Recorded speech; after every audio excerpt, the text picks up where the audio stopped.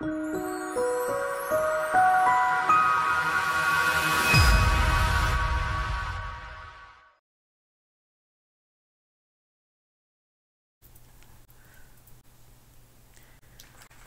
ang ating Panginoon. Magandang gabi po para po sa bawat isa po sa atin, and welcome po ang bawat isa po sa inyo para po sa ating pong Thursday night training na online service po, no? Tayo po ay muli naririto parang nung nakaraang linggo. Ang bati ko po sa inyo yung pinakahuling araw po ng buwan ng Nobyembre, no? Ngayon po tayo po naririto para po sa kauna-unahang Huwebes po na ito para po sa buwan po ng Disyembre. Yan, bilis, no? Alam nyo na po ang ibig po sabihin pagdating po sa mga ganitong panahon. Ano na po ang inaantay ng marami? 18 araw na lang po at ito po yung pinakaiintay ng marami po sa inyo, ha? Ayan, marami sa inyo nag-aantay nung araw po nung Kapaskuhan po na yan. At bilang bahagi po na yan ng selebrasyon na ginagawa po sa napakarami pong bansa, although hindi naman po lahat ng bansa ay nagse-celebrate po niya na umaalala, tayo po ay mag-aaral po muli para po sa bagong pag-aaral na gagawin po natin sa mga susunod po na mga linggo na darating pa po, at ating pong pag-aralan po muli ang salita ng ating Panginoon patungkol po sa isang makasaysayan na kapanganakan po muli at pag-alala, ulitin ko po ulit, pag-alala sa kapanganakan po ng ating dakilang tagapagligtas. So samahan po ninyo ako sa ating panimula na tayo po manalangin minsan pa at lumapit po sa ating Panginoon. Aming Ama, sa ngalan po ng ngayon na si Jesus, kami po lumalapit ng may puso na pagpapakumbaba. Anihiling po namin patawarin mo po kami sa lahat ng aming po mga kasalanan, at inihiling po namin, Panginoon, sa gabi pong ito ay inyo po kaming samahan at muli mong buksan ang aming mga puso at pangunawa na tanggapin po namin ang biyaya ng iyong salita. Ipaunawa mo mga katotohanan na dapat naming malaman, at idadalangin ko po sa inyo, Panginoon. Tanggapin namin sa gabi pong ito ang iyong banal na salita ng may pagpapakumbaba at kasabikan, Panginoon, sa iyong mga pangako. Inihiling ko, Panginoon, abutin mo lahat ng tagapanood po ninyo, anumang kanilang ipinapanalangin. Idinadalangin ko rin, Panginoon, na sila'y tugunin at abutin ang lahat ng kanilang pangangailangan sa mga oras na ito. Ang nangangailangan, Panginoon, ng kagalingan sa kanilang karamdaman, marapati mong daluyan mo sila ng espiritu ng kagalingan sa mga oras na ito. Sa pangalan mo, Panginoong Hesus, sa pangalan mo, Panginoong Hesus, mangyari't maganap ang lahat-lahat ng iyan. Ang nangangailangan, Panginoon, sa pinansyal, Panginoon, magkano man ang kanilang pangangailangan, tulutan mo na ma-provide po ninyo miraculously ang kanilang financial need po na ito, Panginoon. At idinadalangin ko rin ang nangangailangan ng kapayapaan, Panginoon. Daluyan mo sila ng espiritu ng kapayapaan. Yamang ikaw ang prinsipe ng kapayapaan. Mangyari sa buhay namin, Lord, ang kapayapaan at kagaan ng kaloob po ninyo sa bawat isa sa amin. Salamat po, pagpalain mo kami sa gabi pong ito, ang iyong salita, Panginoon, maging ang iyong abang lingkod, pong aming hiling at dalangin sa pangalan ni Jesus. Amen and amen and amen. Tayo po'y bumasa po, no, in the book of Matthew chapter 2 verse 1 up to verse 12, no, a very well-known passage in the scriptures, especially pagdating po sa kapanganakan po or the birth of our Lord Jesus Christ. Okay. Ito po yung nagagamit, although hindi naman po ito yung pinakamasasabi natin mismong the night na ipinanganak po siya, which is on the Luke chapter 2 naman po yun. But let's read Matthew chapter 2 verse 1 to 12. Now after Jesus was born in Bethlehem of Judea in the days of Herod the king, behold, wise men from the east came to Jerusalem, saying, Where is he who has been born King of the Jews? For we have seen his star in the east, and have come to worship him. When Herod the king heard this, he was troubled, and all Jerusalem with him. And when he had gathered all the chief priests and scribes of the people together, he inquired of them where the Christ was to be born. So they said to him, In Bethlehem of Judea, for thus it is written by the prophet, But you of Bethlehem in the land of Judah are not the least among the rulers of Judah. For out of you shall come a ruler who will shepherd my people Israel. Then Herod, when he had secretly called the wise men, determined from them what time the star appeared. Verse 8, he sent them to Bethlehem and said, go and search carefully for the young child. And when you have found him, bring back word to me that I may come and worship him also.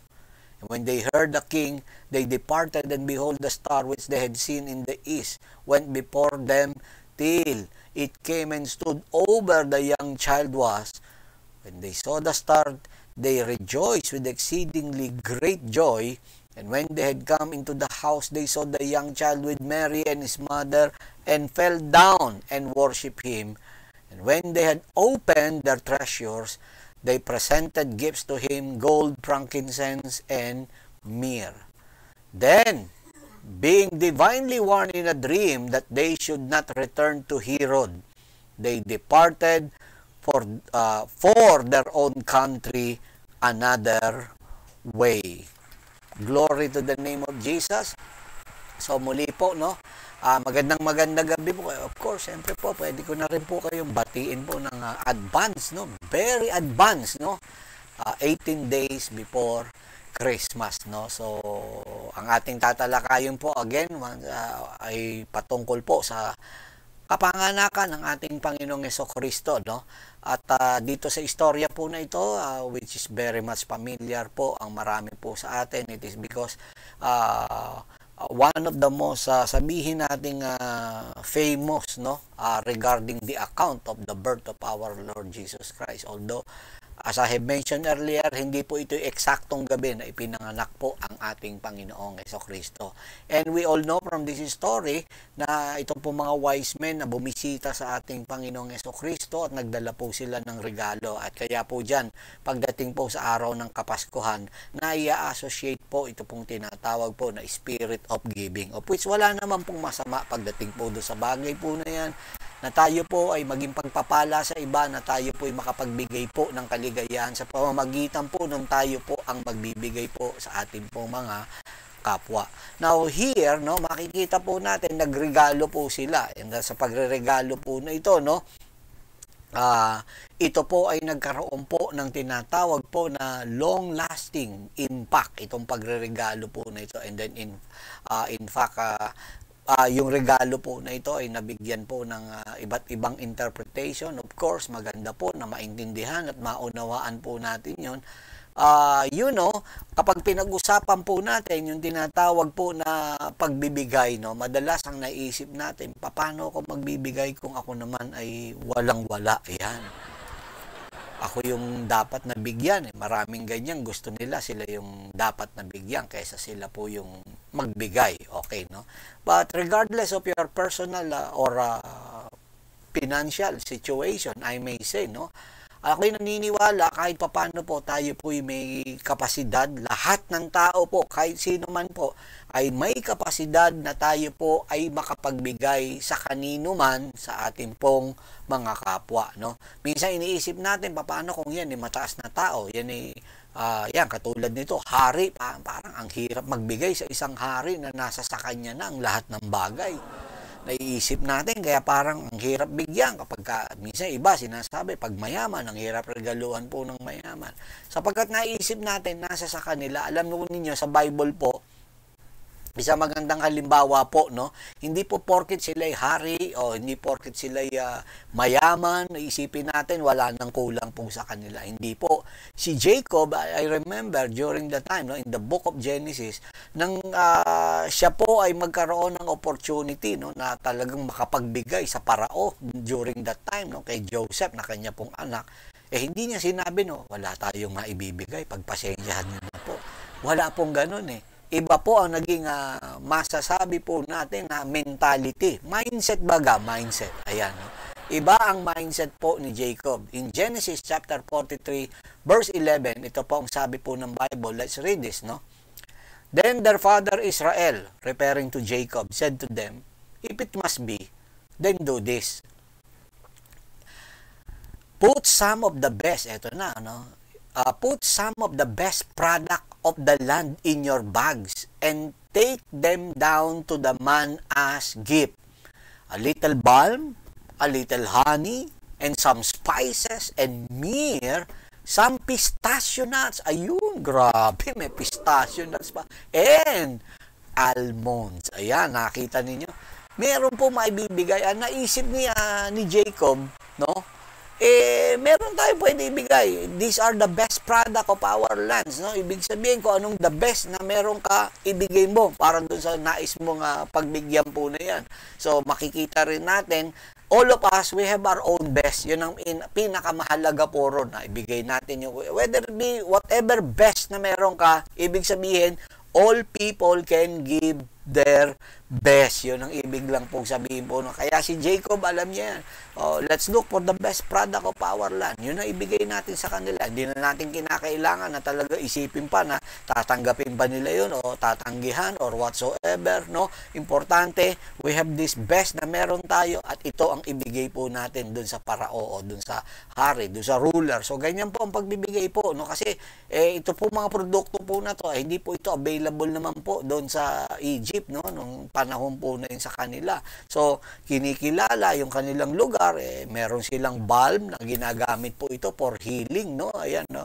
Yung ointment po na yan, no? So, kaya malaking tulong po yun. At meron na, biro nyo, hanggang sa may pang-snack pa, pistachio nuts, no? Ang sarap po nito, no? Kaya ingat lang po sa tinatawag na pagtaas ng uric acid. Okay. So, and then, going back with these wise men, sila po yung nagbigay, no? They were the men who traveled from the east, no? Na napakahaba ng nilakbay po nila. Most scholars believe na sila po, they came from Persia, no? Or modern day Iran, pero meron nagsasabi naman sa Babylon, so whatsoever. Ang importante po, meron pong nag-travel sila na malayo po at nakita nila at na-locate nila in spite na wala pong Google Maps, no? Nung panahon po na yon, na-locate po nila ang ating Panginoong Jesucristo, no? Okay. So, yun ang ginawa nito po mga wise men po na to, at pagpunta po nila sa ating Panginoon, meron po silang inilagay po o inalay, no, bilang regalo. And going back, no, during that time po na ito na nagregalo po o bumisita ito po mga wise men po na ito sa ating Panginoong Jesucristo, there are two kings, we may say, no, parang sa buhay natin, no, sa buhay po natin, there are two kings that are fighting to death, no, just like sa wise men nung panahon po na yun. At dahil sa labanan po na yun, tandaan po nitong aking mga wiwikain po na yun, no? The other king wants to reign, and then one king must die. Parang ganun ang mangyayari, no? So, hindi natin alam, no? Maging sa pangkasalukuyang buhay po natin, may ganyang dalawang hari na naglalaban sa ating pong mga buhay. Yung isa, kinakailangan maghari, yung isa naman ay kinakailangang mamatay. So dahil po ron, we all know, ito pong si King Herod po, yung isang hari po na yun, at talaga ito po, willing po itong pumatay para manatili lang po ito sa kapangyarihan, no? So, which is, yun po talaga ang normal sa buhay po nating mga tao. Now, itong wise men, nagbigay sila ng gifts, no? At yung gifts na yun, binigay po nila, nararapat para sa isang hari. And also in the Bible, dito po, makikita rin natin, meron din pong isang nagbigay po ng mga magagandang kaloob dito po sa hari, no? At ito'y walang iba, kundi po itong Queen of Sheba, no? In book of 2 Chronicles, chapter 9, verse 1 to 4 and verse 9, let's read this. Ito po yung istorya or the account po ng pagbibigay po niya na yan, no, kay King Solomon. When the Queen of Sheba heard of Solomon's fame, she came to Jerusalem to test him with hard questions. Grabe, no? Tindi nito. Susubukin ang katalinuhan ni Solomon. Arriving with a great caravan with camels carrying spices, large quantities of gold and precious stones, she came to Solomon and talked with him about all she had on her mind. Verse 2, Solomon answered all her questions. Nothing was too hard for him to explain to her. And when the Queen of Sheba saw the wisdom of Solomon, as well the palace he had built, the food on his table, the seating of his officials, the attending servants in their robes, the cupbearers in their robes, and the burnt offerings he made at the temple of the Lord, she was overwhelmed. Verse 9, Then she gave the king 120 talents of gold. The 120 talents of gold, ang equivalent po niyan is 4.5 no, na metric tons, no? During that time po na yon of gold, no? Large quantities of spices and precious stones, and there had never been such spices as those Queen of Sheba gave to King Solomon. So, because of this, imagine ninyo, no, siya'y naglakbay ng pagkalayo-layo, nagregalo siya para mapakinggan niya lang. Ito pong tinatawag po na Wisdom of Solomon po na ito. Pero alam niyo po ba, in the New Testament, ito rin sinabi ng ating Panginoon. In Matthew chapter 12, verse 42, ito po ang wika ng ating Panginoon. The Queen of Sheba will also stand up against this generation on Judgment Day and condemn it. Bakit i-condemn, no? For she came from a distant land to hear the wisdom of Solomon. Pagkalayo-layo niya. Pero siya po ay bumiyahe, mapakinggan niya lang po ang karunungan ni Solomon. Ito ang sabi niya ng ating Panginoon pa, karugtong. Now, someone greater than Solomon is here. Ayun, referring to himself, Jesus Christ. But you refuse to listen. Ayan, nakita po ninyo. Isipin po ninyo, higit na dakila kay Solomon ang naririto, pero ayaw ninyong pakinggan. Yun ang siya mabigat po rito sa tinatawag na statement ng ating Panginoon. So, kaya ito, pag-aaralan po natin sa gabi pong ito at tignan natin ano po ang mapupulot nating aral dito po sa kaloob po na ito na binigay nito po mga wise men po na ito. At maging ang Queen of Sheba, nagbigay kay Solomon ng ng tinatawag na gold. Napakarami. Large quantities of spices, the precious stones, no? Ang tindi po ng iniregalo. Okay, let's talk about first gold. Ayan. Alam ko marami po sa inyo mahilig sa ginto. Ayan. Gold, no? Okay, no? So, itong gold, ito yung niregalo kasi ng mga wise men sa ating Panginoong Jesucristo. Now, I want you to understand that gold is the gift, no? Gold is the gift of royalty and wealth, no? It is a king's gift. Kadalasan, ito po yung ibinibigay po talaga na nararapat iregalo sa isang hari, no? And during the ancient time, no, I'm sorry. Gold was the common, no, or the usual offering na binibigay po sa mga hari ng kanila po mga nasa sakupan. Binibigay po ito sa lahat ng mga gusto po magbigay po ng pagrespeto, paggalang sa hari po. Basta bumisita sa hari, ay meron po yung daladalang regalo. Kahit naman po sa pangkasalukong panahon po natin na ito, in this modern day po na ito, na kapag ka pong sino man napupunta po sa hari, halimbawa, ayan, yung mga bansa na may mga hari, pag kayo pumunta po dyan, protocol po yan, kailangan may regalo po. Ayan, merong tinatawag na gift pagka pupunta. Whatsoever po, yan po yung tinatanggap po. Kailangan po yun kasi yung regalo, hindi naman siya per se na kailangan mamahalin, kundi yun ay nagpapakita po nung tinatawag po na pagbibigay galang. Ulitin ko po uli ang pagreregalo po ay pagpapakita or pagbibigay ng galang. So, bakit po gold? Kagaya, yun ang nararapat po sa mga hari, sa mga matataas na opisyal, ng mga ruler na tinatawag. And gold was highly valued and used as a medium of exchange, no? As early as 2500 BC, ginagamit na po nila yan. And gold was abundantly used both in the Old Testament tabernacle at kahit po sa templo, parehong ginamitan po ng ginto po yan, yung Old Testament tabernacle and even the temple. Lalo po yung templo po, talagang grabe ang ginto po rito. Sobra po ang ginamit po na ginto po rito, as if na yung heavenly city na parang yubin na tayo nga pagdating sa kalangitan, talagang lalakad po tayo doon sa tinatawag na streets of gold, ganyan po, no?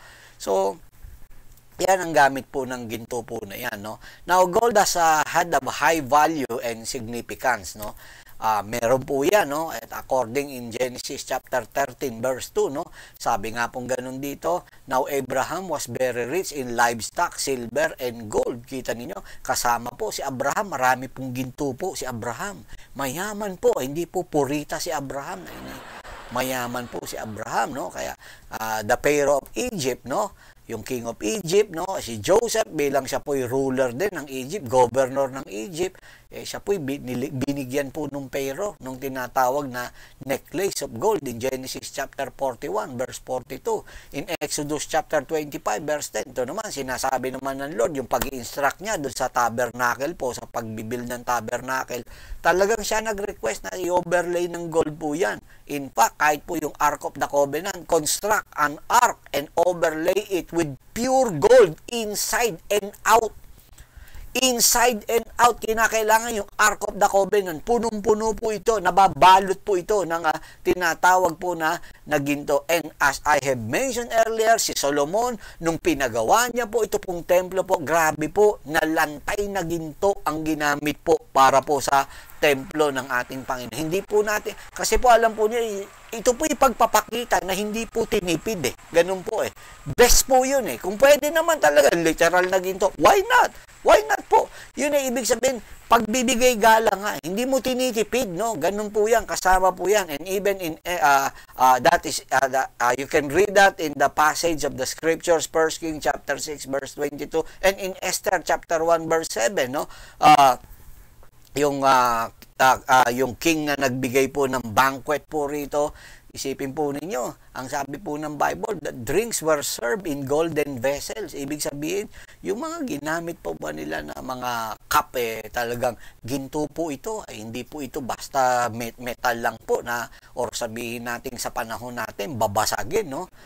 Na baso, hindi po ganun ang ginamit po. The drinks were served in golden vessels. Yun ang sinabi. And even in the book of Revelation, as the Bible describes, no, na ang ating Panginoong Jesucristo, meron po siyang golden crown on his head, no? Kasama po yan. And even the holy city was pure gold, like a clear glass. Yan ang sabi. And the streets of the city were pure gold. Grabe.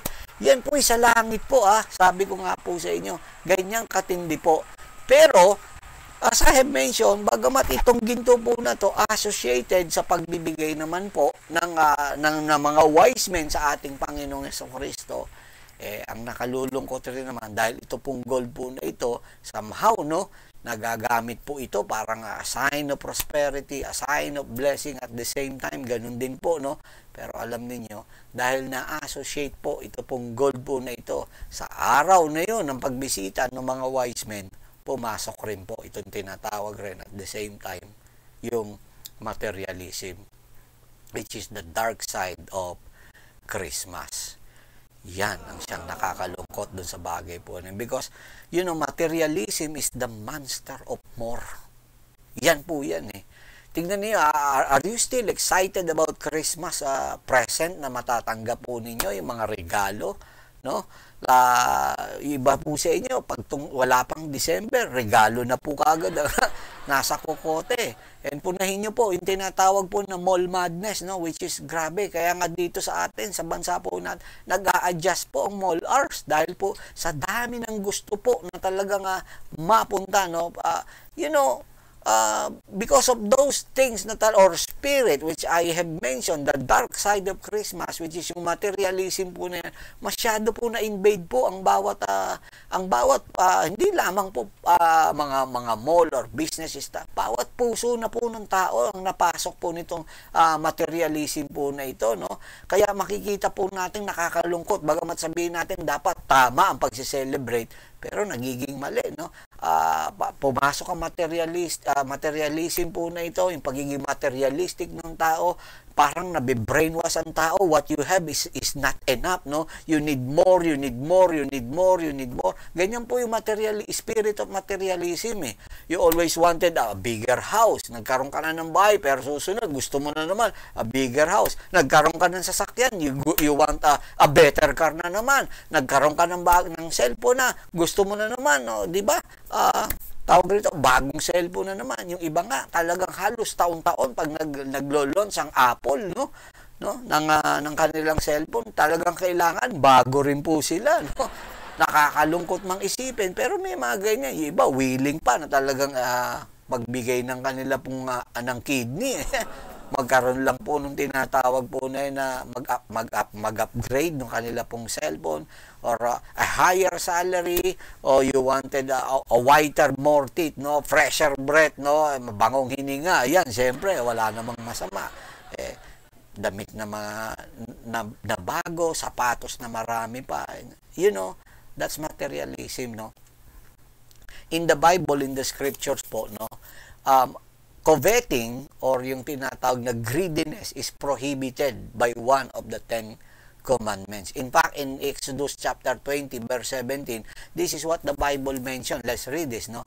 Exodus chapter 20 verse 17. Thou shalt not covet thy neighbor's house, and thou shalt not covet thy neighbor's wife, nor his manservant, nor his maidservant, nor his ox, nor his ass, nor anything that is thy neighbor's, no? So, in this part of this 10 commandments po na ito ng ating Panginoon, the word covet na ginamit po rito, it comes from the Hebrew word kamad or shamad na yan na tinatawag. And that is, ang ibig po sabihin nun in English is to desire something you were never meant to own.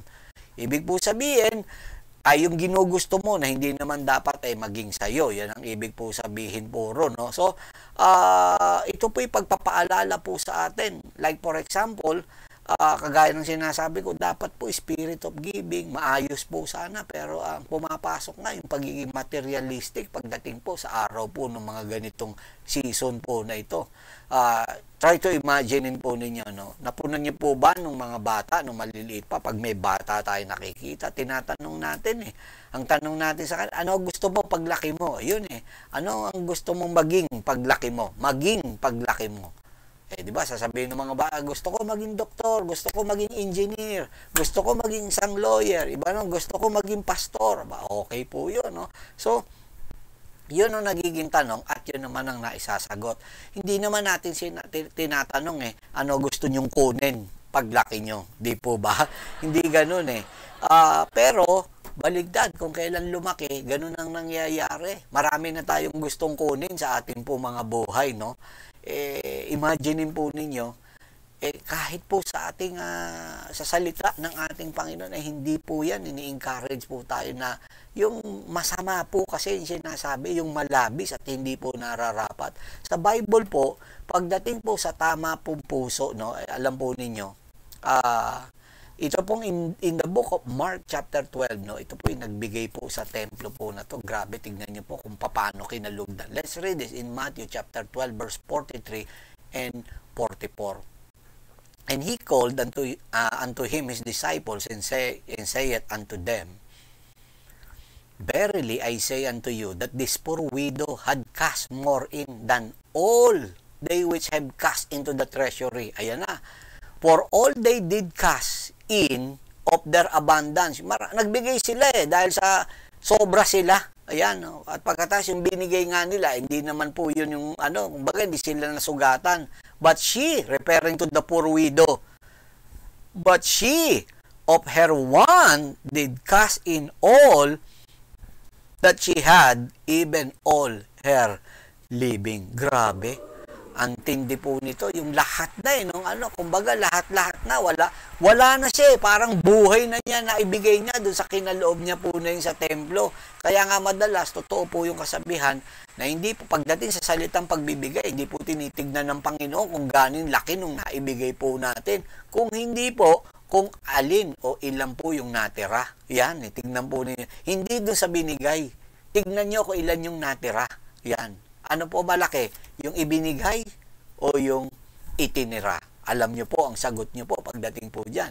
Luke chapter 12 verse 20 to 21. Tingnan po natin. Ito pong negosyante po na ito, no, ng Luke chapter 12 po na ito. But God said, itong foolish po na to, Thou fool, this night thy soul shall be required of thee. Then, who shall those things be which thou hast provided?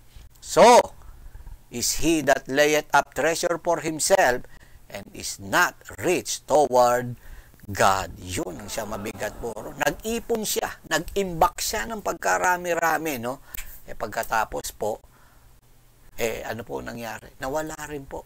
Kaya po hindi po tama yung kasabihan po na he who die with most toys wins. Sapagkat wala ka naman talagang madadala. Kahit na lahat nga ng ari-arian na yan, nasa sa'yo. Kaya kita ninyo, ilang mayayaman ang kilala po ninyo, kilala po natin ang nagkandamatay. At meron po ba silang nadala kahit isang butas na medyas? Wala po, no? So, kaya pagpapaalala po. Now, eto pa, tignan po natin. Let's move to the next. God and Mammon. God and Mammon. Okay, no? So, tignan po natin maigi in Matthew chapter 6, verse 24. Let's read this, no?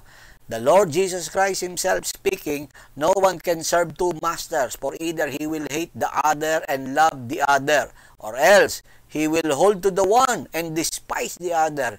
You cannot serve, ye cannot serve God and Mammon. Yan ang paalala naman. You cannot serve both God and Mammon. Yung mammon po na ito po it refers to money, the material things, no, na tinatawag po na yan. If you remember earlier, sinabi ko, for the other king to reign, one king must die, no? So, sa ating pong lahat na naririto, hindi po natin mailuluklok sa ating pong mga puso ang tunay na hari ng mga hari kung hindi po natin i-dethrone yung ibang hari na nauna po dyan sa puso po natin na yan, no? So, kung ang ating Panginoong Jesucristo ang siyang tunay po na Panginoon natin, kung siya po ang tunay na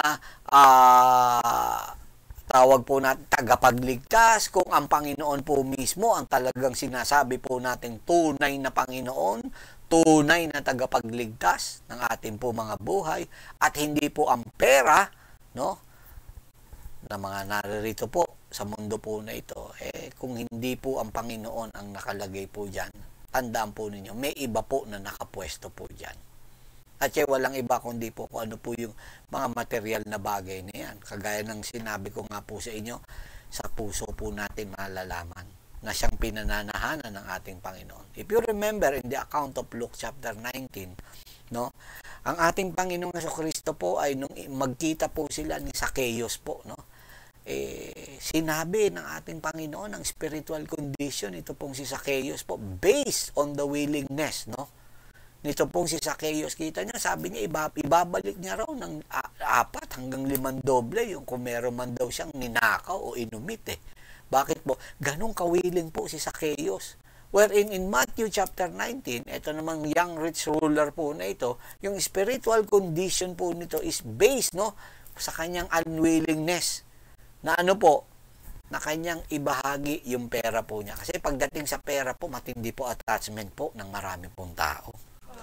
Totoo po yan. Yung parang mas gusto mo na ikay mag-keep o magkamal o magkaroon pa kaysa yung sa ikaw ay magbigay.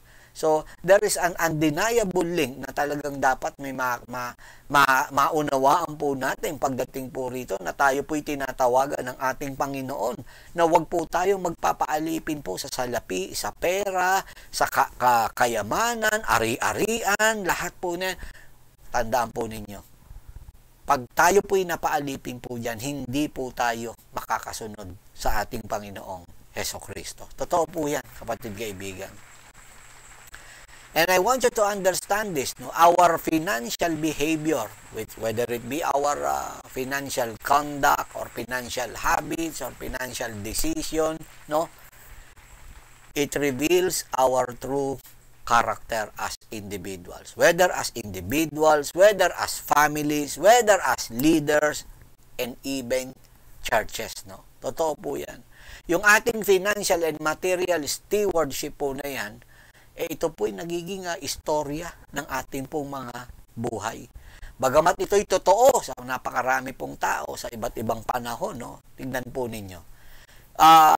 Ang kaugnayan po nitong tinatawag po na ito, no? Na pinag-aaralan po natin. Kasi ito po, papasok at papasok na naman. Itong spirit of materialism po na to. Papasok ng Pasko po na ito na tinatawag or this holiday season po na ito. Tingnan po ninyo. Punahin po ninyong maigi po, no, sa ating pong lahat na naririto. Umpisa na po, no, mga shopping po na to. Ito, December, na po, 7 po ngayon, mga 7 araw na po, ang lumipas po. Ito pong tinatawag po ng mga Christmas rush na yan. Kaka-traffic ka na. Dami na naman traffic po niya, no, dahil nga po sa ganitong sitwasyon or holiday season po na ito, no. Tignan po ninyo. Hindi lang po sa atin to, baka akala po ninyo kahit po sa iba't ibang bansa. In fact, no, aking nga pong napag-alaman, no, sa aking pagsisiyasat rin, no, na ang every man, sabi nga po, every man, every woman, and every child in North America, sila po ay meron po silang 16.5 square feet of mall space doon po sa North America. Ganyan po yan. And you know, this materialism continues to whisper sa ating po mga tenga, sa ating kaisipan, sa ating po mga puso po na yan. No? Alam po ninyo na sinasabi, alam mo, kung meron ka lang ganyan, magiging masaya ka. Kung mapapasayo lang yan, masaya ka sana. Hindi ka tuloy magkaroon yan, kaya hindi ka tuloy maging masaya. Ayan. Huwag ka mag-alala, patuloy mong hangarin yan, hangarin ng hangarin para sumaya ka. Wala po dyan po ang ating pong kaligayahan. You know, materialism is not only wrong, no, or incorrect, no. Ito po isang kahangalan po sa harap ng ating Panginoon. It is because it is a waste of time, talent, and money. Now, I want you to understand this. No? Let me share with you again, sapagkat ito naibahagi ko na before sa ating pang ibang online service po. The shocking statistics about money, wealth, and possession. Una po sa lahat, no? Let's read this, no? In Matthew chapter 16, verse 26. Let's read this very quick. For what is a man profit or profited if he shall gain the whole world and loses his own soul? Or what shall a man give in exchange for his soul? Ayan ang sinasabi. So, yung aral na yan ng ating Panginoon ay napaka-timeless po niyan. Ano raw ang ipapalit natin? No? Ano raw ang mapapala, ano ang magiging kapakinabangan ng isang tao na kung kanyang mapasa kanya man ang buong sanlibutan, buong mundo po na to, hindi lang buong SM, ha? Okay. Buong mundo na po, no? Sabing ganun, ngunit mapahamak naman ang iyong kaluluwa. Or ano raw ang ipapalit mo para sa iyong kaluluwa? That is why, alam po niyo, sa aral na ito ng ating Panginoon, the Bible devotes twice as many verses regarding money. No? Compare with faith and prayer. Tignan po ninyo, ha? Dito po sa Biblia, nagturo ang ating Panginoong Jesucristo, si Jesus Christ. I'm referring to Jesus Christ himself, how he valued, no, or give us a significance, no, which is merong eternal significance po ito pong pagbibigay niya po ng aral in terms of money, wealth, and possession. Nagturo ang ating Panginoon sa lahat-lahat ng yan. There were about 2,350 verses regarding sa teaching ng ating Panginoon or ang Biblia po regarding po sa pera, money, wealth, and possession. Whereas yung tinatawag po na combining verses po ng faith, verses about faith and prayer, you can only find 500 verses lang po on each subject po about faith and prayer. Tigpa 500, combining both of them 1,000 compared to 2,350, mas marami pa rin po yung patungkol po sa pera. Bakit po na ang ating Panginoon nagturo po siya, no? Binanggit niya po ang patungkol po sa pera, sa money po na ito. Ito maaring hindi po alam ng marami. He teaches, no? More, no? Parang kumbaga yung focus, no, na nabigyan po ng ating Panginoon, yung pera po more than heaven and hell combined. In fact, mas maraming ang aral po. Kukunti lang po ang teaching about heaven dito po sa Biblia. Mas maraming ang teaching about hell kaysa po sa heaven. Pero mas marami pa rin ang aral ng Panginoon patungkol po sa pera, combining that his teaching about heaven and hell. Ano ibig po sabihin? Anong purpose ng ating Panginoong Jesucristo spending 15% of His recorded words on money? And bakit po ito pong pera po na ito ay nababanggit 1 in every 10 verses in the Gospel? Lagi po naroroon po yan. Another thing, bakit po dinibote po ng ating Panginoon 16 of His 38 parables ay patungkol po sa pera? Imagine niyo, if there were about 38 parables ang ating Panginoong Jesucristo, 16 po dun sa 38 na yun patungkol po sa pera. Kung hindi po mahalaga po ito para sa ating Panginoon. And why did he mention money more than any other subject? Siguro sasabihin nyo, baka mukhang pera ang Panginoon. Ayan. Hindi po ganon. Ibig sabihin, binibigyan niya ng paalala, no, ang mga tao. Sapagkat, makinig po tayo, bakit ganun katindi ang idinivote ng Lord sa kanyang pagtuturo patungkol po dito sa pera po na ito? Because I want you to understand and realize this, that money and possession, referred in the Bible as mammons, no? Ito po yung meron pong greatest potential na para po palitan sa puso ng tao ang ating Panginoon. Yung kanya pong lordship sa buhay po natin. Walang iba po. Kita ninyo, to whom will you compare me? To whom will you equal me? Saith the Lord in the book of Isaiah in the Old Testament. Pero pagdating po rito, sinabi na, you cannot serve both God and mammon or money. Bakit po? Nakita nyo yung pagkakatapat, God and money, yan lang po talaga ang po pwedeng tumapat po sa Diyos eh. Bakit? Matthew chapter 6 verse 24. Once again, let's read this, no? No man can serve two masters, for either he will hate the one and love the other, or else he will hold to the one and despise the other. Ye cannot serve God and mammon. Matthew chapter 6 verse 19 to 21. Lay not for yourself treasures upon earth, where moth and rust do corrupt, and where thieves break through and steal. But lay up for yourself treasures in heaven, where neither moth or rust do corrupt, and where thieves do not break through nor steal. For where your treasure is, there will your heart be also. Nakita niyo po yan na sinasabi po na malinaw ng ating Panginoon. Kung nasaan daw yung treasure po natin, nandun yung puso natin. Nasaan yung kayamanan mo? Nandun yung puso mo. Kaya kung ang kayamanan mo material, kung ang kayamanan mo pera, nandun ang puso mo sa pera. Kung ang kayamanan mo ang Panginoon, nasa Panginoon ang puso mo. As simple as that, no? Kaya Luke chapter 16 verse 10, ito ang sinasabi ng ating Panginoon. He that is faithful in which is least is faithful also in much. And he that is unjust in least is unjust also in much.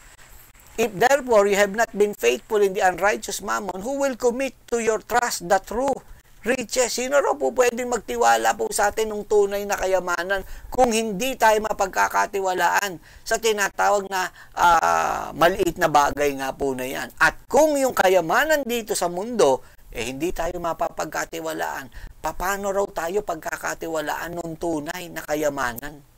Yan ang sinasabi. 1 Timothy chapter 6 verse 6 to 10. 1 Timothy chapter 6 verse 6 to 10. But godliness with contentment is great gain. For we brought nothing into this world, and it is certain that we can carry nothing out. And having food and raiment, let us that therewith be content.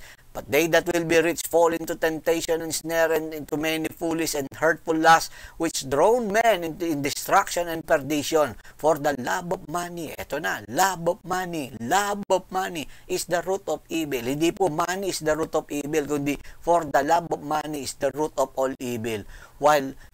Which while some coveted after, they have erred from the faith and pierced themselves through with many sorrows. So, yan po yan, mga kapatid kaibigan. Kaya dapat po maunawaan po natin. Kaya nga kita ninyo, sa usapin pong pinansyal, marami po ang hindi makapasa pagdating po dyan eh. No? Medyo lilihis lang po tayo ng konti. Kita ninyo, pagdating po sa pagbibigay po ng ikapo, marami pong sumasablay po ng mga mananampalataya. Ang dami po, ayan, no? Kita. Pero sa mga sale, no, hindi po nila pinapalagpas po yan.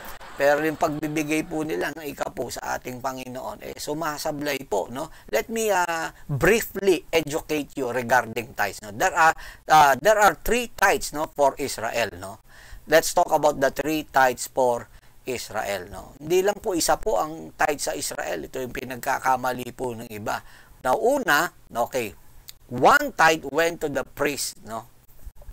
And Levites. Yung isang tithes po na yan, pupunta po para sa mga priest at saserdote at mga Levita.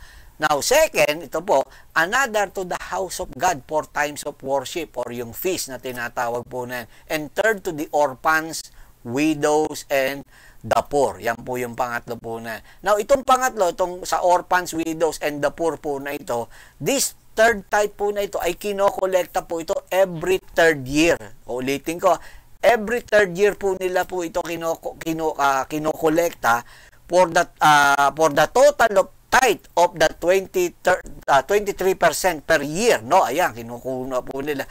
Na yun ay ginagawa po nila sa lumang tipan. That is why, makinig po tayo maigi, tithing, which is the 10%, is the minimum standard, not the maximum goal of giving. Yan po yan eh. Umpisa lang po yan. Minimum standard of giving po ang tithing po, which is the 10% po na. Hindi po yan yung maximum na goal po na yan. And then, God's people do not pay their tithes. Hindi po sila nagbibigay, no? Hindi sila nagbabayad ng kanilang ikapo. Bakit po? Because they repay the tithes to God at His request. Ano ibig po sabihin? Tignan po ninyo, ha? Ang request ng Lord, eto po eh. Ang ginamit na term is bringing, taking, presenting, and paying their tithes, no? Kesa po dun sa tinatawag na request na hindi, kaya nga kinakailangan ikaw mismo magdadala nung tinatawag na yan, na ikapu mo po na yan sa ating dadalhin mo siya sa templo. Kaya pinadadala rin ng Panginoon. Alam nyo kung bakit? Ba't personal? Unang-una, para wag ka na rin umabsent. Ayun. Hindi po pwede mangyayari, pakikisuyo mo, sister, brother, pakidala nga muna tong tithes ko na to. Hindi po ganun. Dapat ikaw mismo ang siya magdadala po na. That is why the Bible speaks of bringing or taking or presenting and paying their tithes kesa po yung ibigay po na yan. And the Bible emphasizes yung tinatawag po na free will offering po na yan. Kaya nga free will offering yan, voluntary contribution po yan. Nadagdag po additional to the tithes. No? Like for example, yung, yan po yung halimbawa po ng mga pagbibigay po na yan sa Biblia. Now, talking about tithe, no, ang giving is divided into 3 categories. Listen to this. No? Tingnan nyo yung pagbibigay po natin. Nilagay ko na po yan para maintindihan po ninyo. Ayan. Ano po yung tatlong categories po ng pagbibigay. Number 1 is less than our ability. When you say less than our ability, higit po ito sa ating pong kakayanan.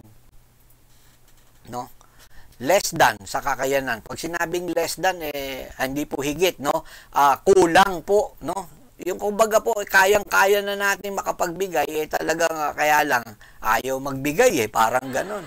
Less than our ability. 96% po ng mananampalataya ang nagawa po niya, no? Na pag nagbibigay po sila, yung ibinibigay nila less than their ability. Ibig sabihin, pwede pa silang makapagbigay pa eh, no? Yun ang ibig po sabihin po nitong less than their ability. Pangalawa is according to our ability. Ito naman, ayon naman sa ating kakayanan, which is only 3% po ang nakakapagbigay po sa mga mananampalataya po na yan. Ayon po sa statistic na ginawa po rin na yan. No? Mapupunan nyo naman kahit sa church po. Subukan po ninyo yan sa mga kanya-kanyang churches po. Now, yung pangatlo po, ito po yung beyond our ability. Ito na yung higit. Ayan.